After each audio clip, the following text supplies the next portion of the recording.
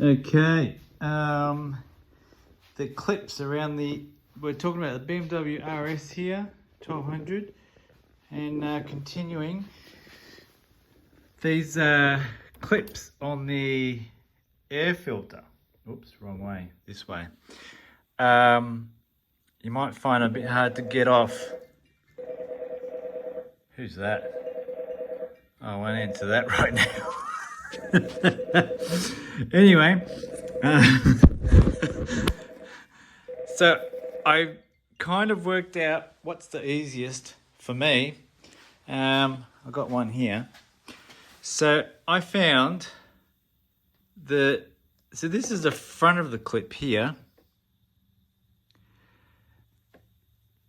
And this bit should come off. So I was trying to pinch the front like this, bring them together. So that if I squeeze these, so it comes off. But I found it was easier to do the back ones and bring the front forward. Let's see if I can do it with one hand. So you pinch the back ones.